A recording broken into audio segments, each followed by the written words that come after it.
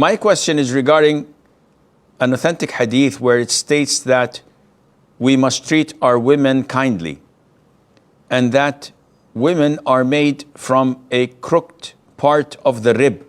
What does it mean? Are women crooked? The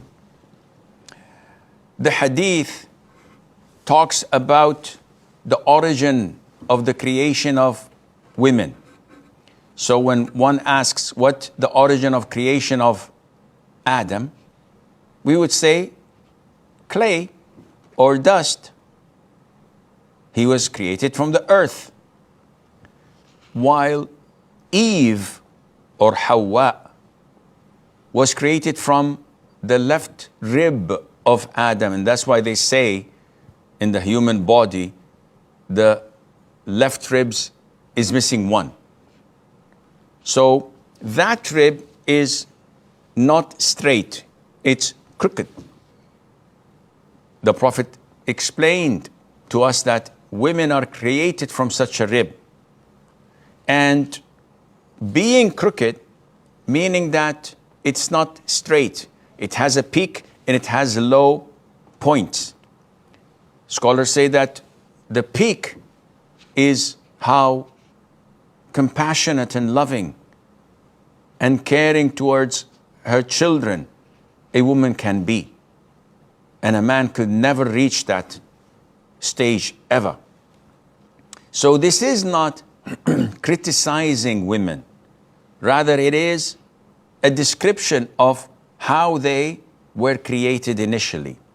And this is why some say that men are from Venus and women are from Mars, or the opposite. Meaning, though they're human beings, but their nature is totally different. So men are usually unemotional. They're not good in expressing their feelings. They don't like to talk a lot. They don't like nagging. And they're very meticulous when it comes to small things. And they're usually interrogating over everything that happens and remind people. Women, on the other hand, are emotional. They're compassionate. They're full of love. They're full of emotions. And this may, at times, hinder and jeopardize their decision making. And that's why they need to take advice. They need someone to open their eyes before making an impulsive decision they may regret for the rest of their lives. And this is probably why Allah placed divorce in the hand of men. Because if it were for women, they would have probably divorced their husbands in the first couple of weeks or months without thinking twice, because they're emotional. And this is not an insult. This is how Allah created them. If a woman did not have such emotions, a man would be married to another man.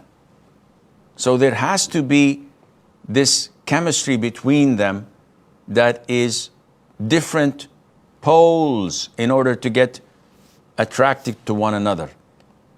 Because if it's the same positive, it would not have worked. So the hadith is telling us to care and to be aware of a woman's nature so that you cater for that nature. A man should not scrutinize his wife. Why did you do this? Why didn't you do that? Didn't I tell you so many times? And he keeps on keeping an eye on whatever fault she does. This is not a good thing to do. He says, no, I want to teach her, Sheikh. I want to fix her. Fixing her is trying to straighten this crooked rib. And it cannot be fixed. If you try to fix it, it will break. And that's a metaphor for divorcing her. So the best thing for you is to keep her as she is, tolerate her flaws and shortcomings, and enjoy her as she comes.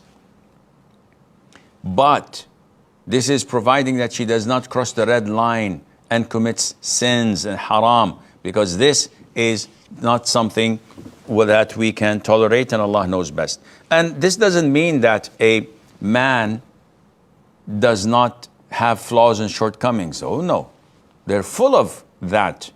Yet the Prophet is addressing the men because they're the guardian, and he's telling them about what they may overlook in their spouse's character so that they can cater for it.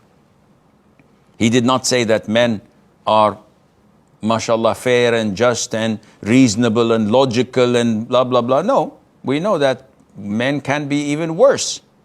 But he was addressing a specific issue because the men are the leaders and they're the guardians and they're the captains of the ship who should know about what's going on in their houses. A